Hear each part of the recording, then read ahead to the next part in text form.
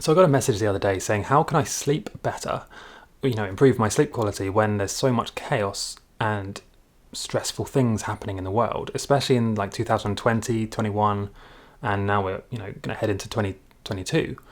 How do you sleep well, or how do you let go of that stress and stop overthinking and actually get good sleep? This is a good question, and I'm sure the person who sent this knows how important it is to get good sleep and how much of an impact that has on really everything you do, like your emotions, your mindset, willpower, and how your body performs, and ultimately how long you live. Your sleep quality is a big determinant of how long and how healthily you will live. It really comes down to just a few things. The first one is identify what's stopping you sleeping well to begin with. And usually that's two things, right? It can be your timing, so when you actually go to bed and when you wake up. And then it can be the stressors, the things that keep you overthinking. And the good news is you can change or control both of those. So let's just start with the first one, the timing. If you're not already tracking your sleep, you can use something like this, which is an Aura ring. I've made other videos about this. It's just a ring that kind of tracks your sleep, body temperature, heart rate.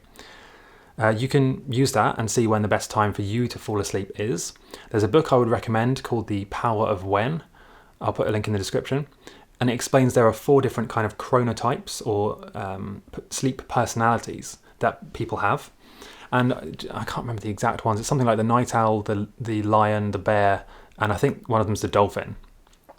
And they each have, we're all different. We each have these different chronotypes. Some people perform best when they go to bed at 11 or 12. Some people when they go to bed at 9. Some people go to bed at 1.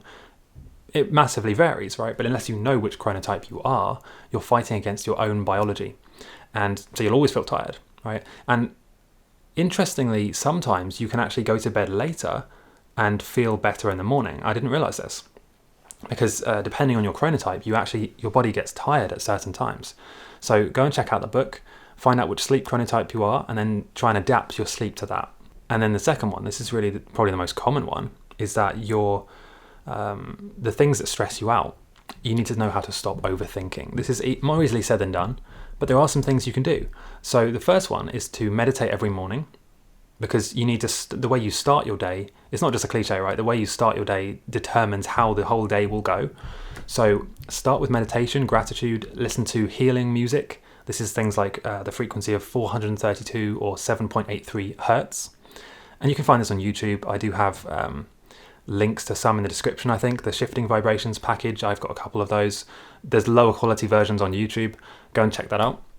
And then you want to start doing some kind of what I call non-negotiable habits. Every day, walk 8,000 steps in total.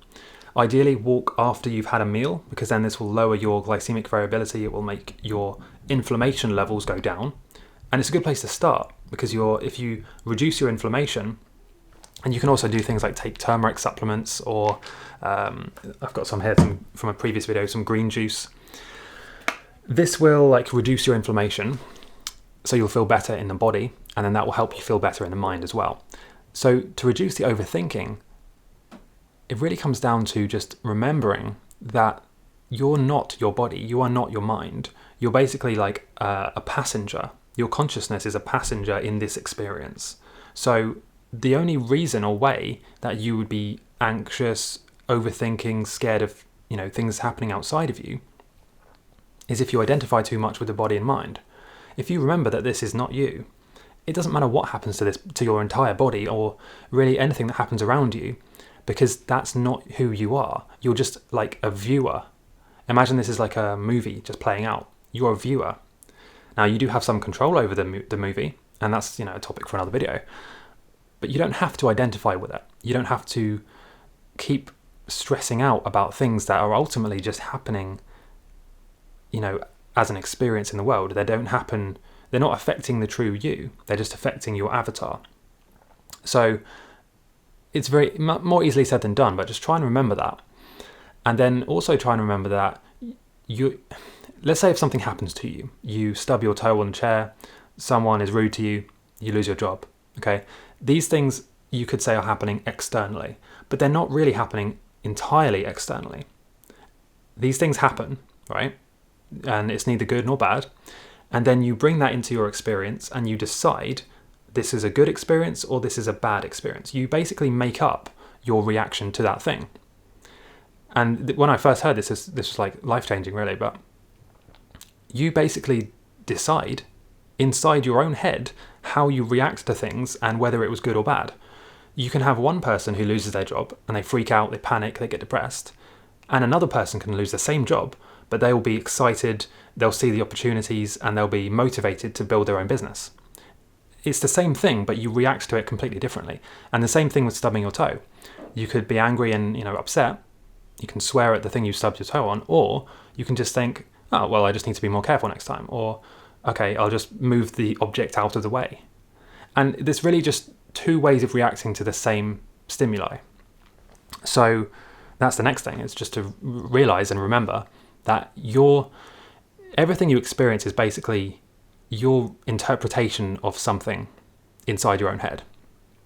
So just decide how you want to interpret things.